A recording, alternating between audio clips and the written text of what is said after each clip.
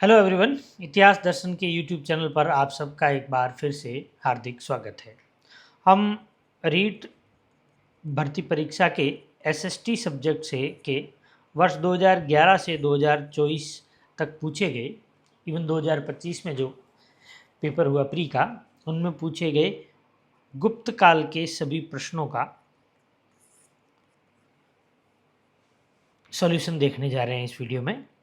अगर आप इस वीडियो पर नए हैं इस चैनल पर तो हमारे चैनल को देखिए और सब्सक्राइब कीजिए।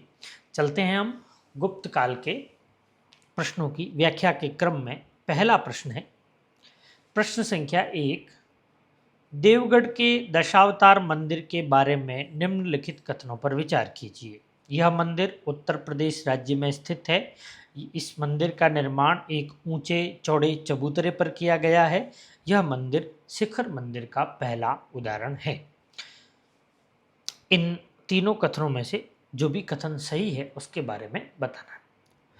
पहला कथन है यह मंदिर उत्तर प्रदेश राज्य में स्थित है, एकदम सही है। यह उत्तर प्रदेश के ललितपुर जिले में स्थित है। इस मंदिर का निर्माण एक ऊंचे चौड़े चबूतरे पर करवाया गया है, यह भी सही है। यह शिखर मंदिर का पहला उदाहरण है, यह भी सही है। इस प्रकार इस प्रश्न का सही उत्तर हो गया ऑप्शन संख्या डी 1, 2 और 3। जब हम इस मंदिर की बात करेंगे तो भारत में सर्वप्रथम मंदिर निर्माण जो है वो गुप्त काल में ही प्रारंभ हुआ। सर्वप्रथम मंदिर निर्माण जो था वो गुप्त काल में प्रारंभ हुआ। और ये जो देवगढ़ का दशावतार मंदिर है, इस मंदिर में पहली बार शिखर का प्रयोग किया गया, यानी इससे पहले जो मंदिर बनते थे उन मंदिरों के ऊपर शिखर नहीं होता था और इस पर शिखर है। इस मंदिर की और बात करें तो इस मंदिर में 3 प्रतिमाएं हैं जो कई बार पूछी गई है। इस मंदिर में एक विष्णु की शेषशाही प्रतिमा है जिसमें भगवान विष्णु लेटे हैं और माँ लक्ष्मी उनका पैर दबा रही है, और दूसरी नर नारायण तपस्या की प्रतिमा, यानी नर नारायण एक साथ तपस्या कर रहे हैं, और तीसरी जो सबसे महत्वपूर्ण प्रतिमा है गजेंद्र मोक्ष प्रतिमा। गजेंद्र मोक्ष प्रतिमा एक ऐसी प्रतिमा है जिसमें एक हाथी है और इस हाथी को मगरमच्छ से भगवान श्री विष्णु स्वयं छुड़ा रहे हैं। तो हम देखेंगे इस प्रश्न का सही उत्तर हो गया 1, 2, 3। आगे देखेंगे। देखिए प्रश्न का पहला ऑप्शन था कि एक ऊंचे चबूतरे पर है, तो देखिए ये चबूतरा है, ये जो मंदिर है ये चबूतरे पर बना हुआ है। नर नारायण प्रतिमा है, हाथी को मगरमच्छ से छुड़ाने की गजेंद्र मोक्ष प्रतिमा जो है, और ये भगवान विष्णु की शेषशाही प्रतिमा है। ये तीनों इसी देवगढ़ के दशावतार मंदिर के चित्र हैं। आगे चलते हैं। प्रश्न संख्या 2, इलाहाबाद स्तंभ अभिलेख के नाम से प्रसिद्ध प्रयाग प्रशस्ति की रचना किसने की? ऑप्शन संख्या 1 हरिशैन, बी कालिदास, सी शूद्रक और 4 भास। इस प्रश्न का सही उत्तर है ऑप्शन संख्या ए हरिशैन। अब देखते हैं। हरिशैन समुद्रगुप्त का कुमारामात्य, संधि विग्रहीक और महादंड नायक था। यानी हम देखेंगे कि ये कितना इम्पोर्टेंट व्यक्ति था जिसके पास गुप्त काल के 3 सबसे बड़े पद थे। कुमारामात्य यानी सबसे बड़ा सर्वोच्च अधिकारी, सबसे बड़ा अधिकारी या सर्वोच्च प्रशासनिक अधिकारी। संधि विग्रहीक यानी युद्ध व शांति का अधिकारी।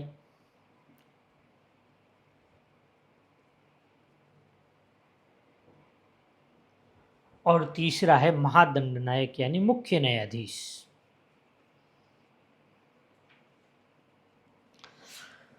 जब हम बात करेंगे कि ये अभिलेख कहाँ है, इलाहाबाद स्तंभ अभिलेख, सबसे पहले मौर्य काल में अशोक ने इस स्तंभ लेख को कौशाम्बी में स्थापित करवाया। कहाँ स्थापित करवाया? कौशाम्बी। लेकिन मध्यकाल में अकबर इसको कौशाम्बी से ले आया और उसने इसको इलाहाबाद में लगवा दिया। इसके अंदर जो समुद्रगुप्त की प्रयाग प्रशस्ति है उसकी रचनाकार तो है हरिशैन, लेकिन इसको इस हरिसेन के इस स्तंभ लेख को लेखन का कार्य यानी सुलेखन जो किया वो लेखन किया था तिल भट्ट ने। यानी पूछा जाए कि प्रयाग प्रशस्ति का सुलेखक कौन था, कॉलीग्राफी किसने की थी, तो कॉलीग्राफी की थी तिल भट्ट ने, लेकिन लेखक कौन था, हरिसेन। ये संस्कृत भाषा का अभिलेख है, यानी गुप्तों के सभी जो अभिलेख है वो किस भाषा में है, संस्कृत भाषा में ही है। इस अभिलेख में एक और इम्पोर्टेंट बात है कि इस अभिलेख पे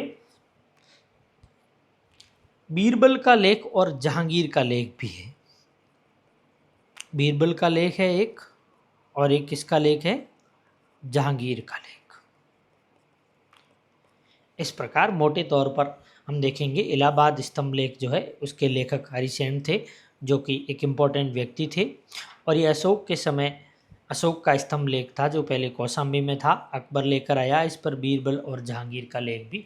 ये प्रश्न यूजीसी ने भी पूछा है कि बीरबल और का लेख और जहांगीर का लेख किस स्तंभ अशोक के किस स्तंभ लेख पर पाया जाता है, तो इस प्रश्न का सही उत्तर हो जाएगा। इसमें समुद्रगुप्त की विजयों और सांस्कृतिक उपलब्धियों की वर्णन मिलता है। आगे चलते हैं। प्रश्न संख्या 3, चंद्रगुप्त द्वितीय ने अपनी पुत्री प्रभावती गुप्त का विवाह किस शासक के साथ किया था? ऑप्शन ए रुद्रसेन प्रथम, बी पृथ्वीसेन प्रथम, सी विंध्य शक्ति और डी रुद्रसेन द्वितीय। इस प्रश्न का सही उत्तर हो जाएगा ऑप्शन संख्या डी रुद्रसेन द्वितीय। यह वाकाटक शासक पृथ्वीसेन प्रथम का पुत्र था। ये जो पृथ्वीसेन है इसका पुत्र था रुद्रसेन द्वितीय। पृथ्वीसेन प्रथम का क्या था, पुत्र था।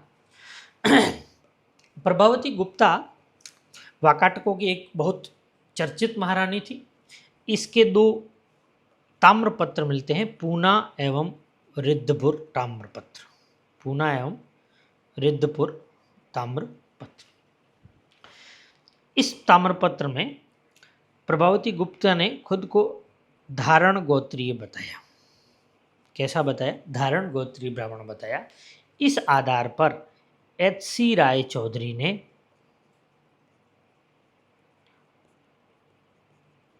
गुप्तों को ब्राह्मण बताया।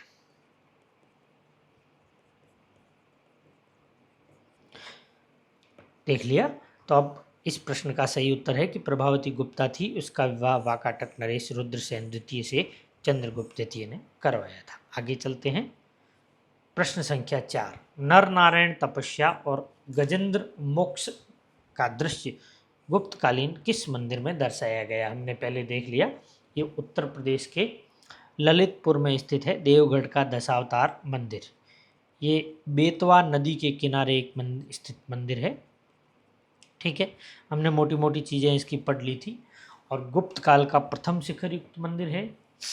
और अब देखिए, ये तो हमने पढ़ लिया था पहले। और गुप्त काल के ये पंचायतन शैली का एक मंदिर है। इसकी खोज कनिंगम ने की थी। किसने की थी? कनिंगम ने इसकी खोज की थी। अब भूमरा का शिव मंदिर है, ये भूमरा है सतना मध्य प्रदेश में। आगे तिगुआ का मंदिर, तिगुआ का मंदिर जबलपुर मध्य प्रदेश में है। और नचना कोठार का पार्वती मंदिर ये अजयगढ़, यानी इसमें दिए गए चारों मंदिरों में से 3 मंदिर तो मध्य प्रदेश में है और चौथा जो देवगढ़ का दशावतार मंदिर है ये बेतवा नदी के किनारे जो है उत्तर प्रदेश के ललितपुर में स्थित है। आगे चलते हैं। प्रश्न संख्या 5, कौन से नाटक में गुप्त काल में एक गरीब मछुआरे के साथ राज कर्मचारियों के दुर्व्यवहार की बात की गई है? इस प्रश्न का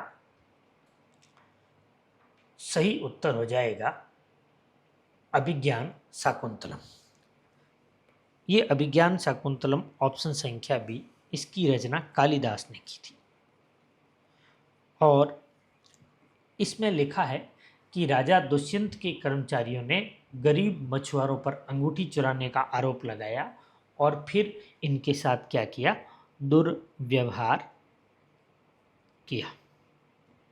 ठीक है, तो ये जो दुष्यंत के कर्मचारियों द्वारा गरीब मछुआरे पर दुर्व्यवहार की बात है, इस अभिज्ञान शाकुंतलम में मिलती है। और अभिज्ञान शाकुंतलम की रचना किसने की थी? कालिदास ने। और एक प्रश्न ये है हर्षचरित, तो ये हर्षचरित की रचना बाणभट्ट ने की थी। किसने की थी? बाणभट्ट ने।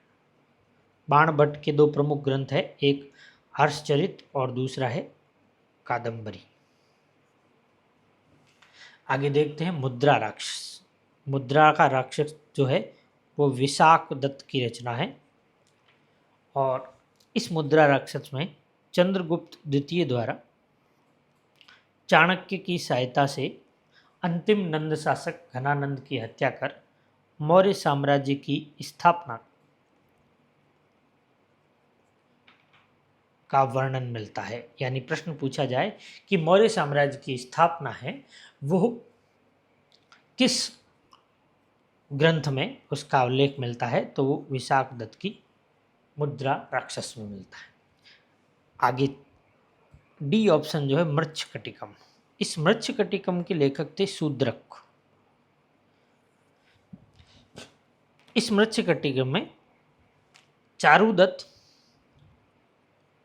और बसंत सेना की प्रेम कथा है।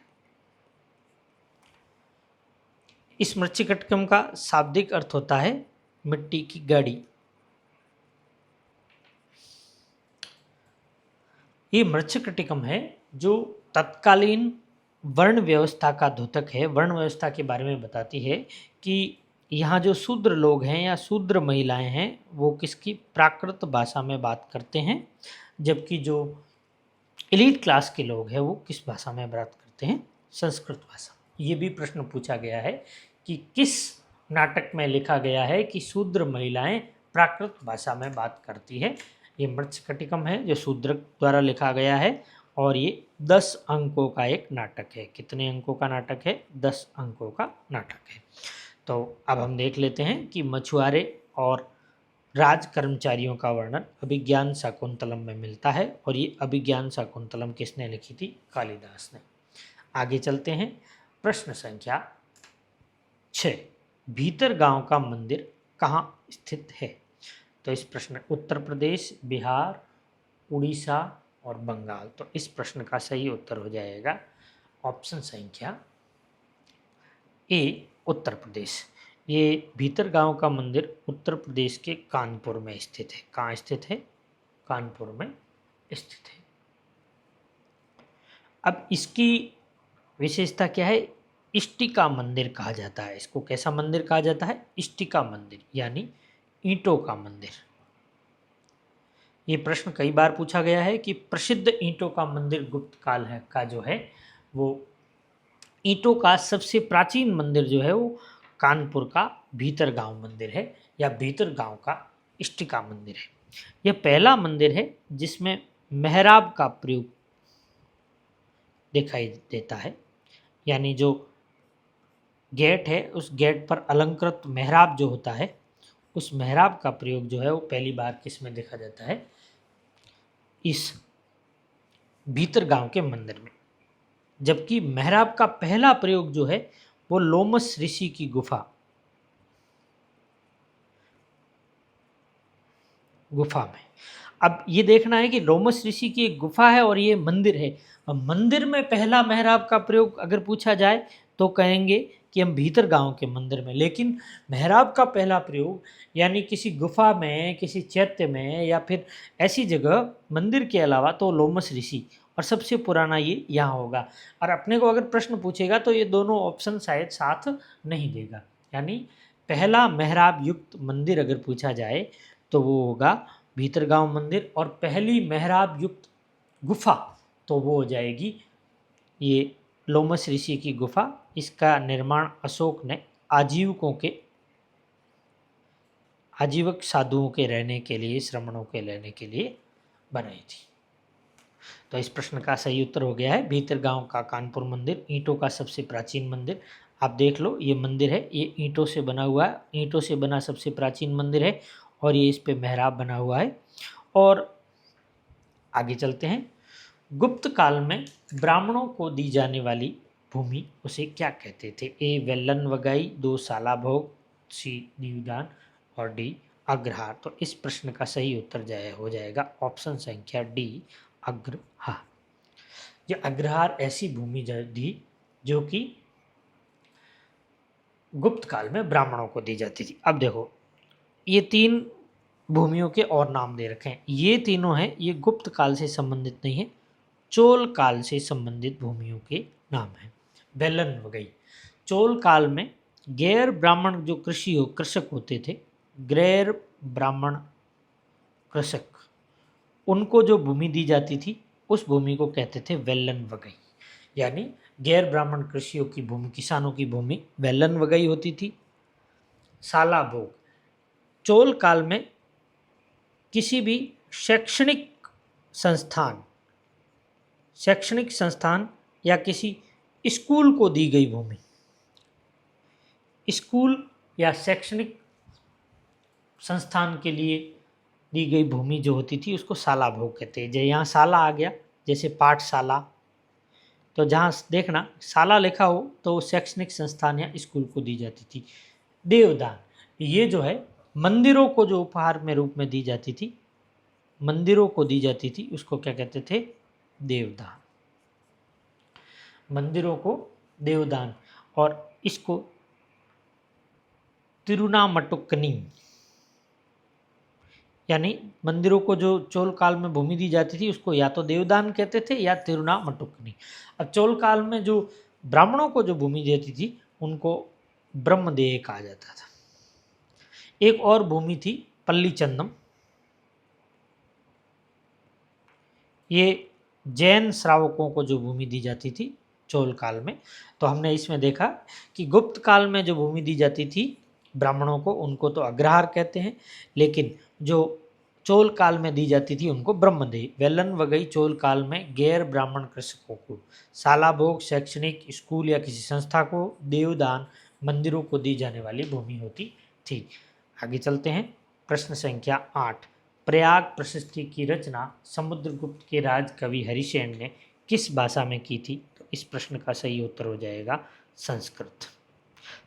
ये प्रयाग प्रशस्ति नहीं, गुप्त काल की जितनी भी प्रशस्तियां थी, जितने भी अभिलेख थे, सारे संस्कृत भाषा में ही निर्गत किए गए थे। प्रश्न संख्या 10। भारतीय इतिहास में श्रेणी युग किस काल के लिए प्रयुक्त होता है? गुप्त काल, मौर्य काल, कुषाण काल और मुगल काल। देखो, इस प्रश्न का सही उत्तर हो जाएगा ऑप्शन संख्या 1, गुप्त काल। अब देखो, श्रेण काल युग का अर्थ होता है, इसको इंग्लिश में कहते हैं क्लासिकल एज। ऐसा युग जिसमें कला एवं साहित्य की अभूतपूर्व प्रगति हो। किसकी? कला एवं साहित्य की अभूतपूर्व प्रगति हो, उसको क्या कहते हैं? श्रेणी युग या क्लासिकल युग। सर्वप्रथम एक व्यक्ति थे के.एम. मुंशी। के.एम. मुंशी ने गुप्त काल को श्रेणी युग या सर्वप्रथम स्वर्ण युग के नाम से कहा था। के.एम. मुंशी ने कहा था कि गुप्त काल भारतीय इतिहास का क्या था? स्वर्ण युग था। किसके लिए? कला एवं साहित्य, आविष्कार या फिर अन्य गतिविधियों के लिए। और ये जो गुप्त काल है इसकी तुलना स्मिथ ने इंग्लैंड के एलिजाबेथ युग से की है। किसके युग से की है? एलिजाबेथ युग के लिए। कहा जाता है कि एलिजाबेथ का युग था गायकों और नर्तकों के लिए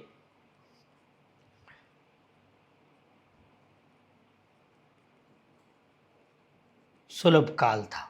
यानी इस प्रश्न का सही उत्तर हो जाएगा गुप्त काल। गुप्त काल में कला एवं साहित्य की भरपूर उन्नति हुई, इस कारण इसको श्रेणी युग या क्लासिकल एज के नाम से जाना जाता है। आगे चलते हैं, प्रश्न संख्या 10। कर्मचारी वेतन भोगी है जबकि किसान राजा की भूमि जोतते हैं। चीनी यात्री का यह कथन किस शासक के संदर्भ में था? ऑप्शन संख्या ए हर्षवर्धन, बी चंद्रगुप्त द्वितीय और चंद्रगुप्त प्रथम और समुद्रगुप्त। इस प्रश्न का सही उत्तर हो जाएगा ऑप्शन संख्या ये बी कर दो और ये सी। ऑप्शन संख्या बी चंद्रगुप्त द्वितीय। चंद्रगुप्त द्वितीय जो था उसको विक्रमादित्य के नाम से भी जाना गया। ये एक व्यक्ति था चीनी यात्री फायान, और चीनी यात्री फायान जो है 399 ईस्वी में भारत आया था। इस समय यहाँ चंद्रगुप्त द्वितीय का शासनकाल था। ठीक है, आगे चलते हैं। प्रश्न संख्या 11। गुप्त काल में सुदूर पश्चिम में स्थित प्रसिद्ध व्यापारिक केंद्र था। ये 2011 में पूछा गया। ए विदिशा, बी पुरुषपुर, सी अहिछत्र और बी पैटर्न।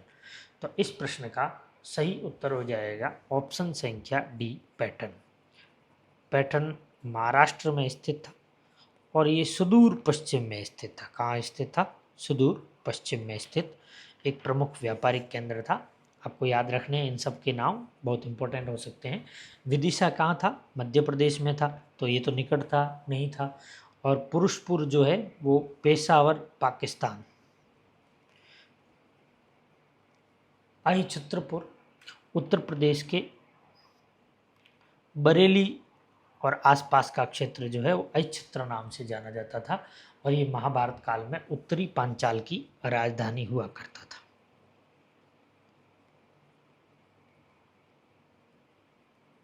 आगे चलते हैं। प्रश्न संख्या 12। लोग घरों में ताला नहीं लगाते थे। फायान ने किस शासक के बारे में ऐसा बोला है? तो ये प्रश्न हो जाएगा ऑप्शन संख्या सी, चंद्रगुप्त विक्रमादित्य, क्योंकि ये उस समय ही आया था। इस प्रकार ये सारे 13 परीक्षाओं में 12 प्रश्न गुप्त काल से पूछे गए, अर्थात एक प्रश्न हर बार इस परीक्षा से, हर परीक्षा में पूछा जाता है। आपको यह हमारे यह वीडियो सीरीज़ कैसी लगी इसके बारे में हमें कमेंट में ज़रूर बताइएगा। अगर आपको अच्छी लगती है तो इस वीडियो को लाइक, शेयर और चैनल को सब्सक्राइब ज़रूर कीजिएगा। धन्यवाद। जय हिंद।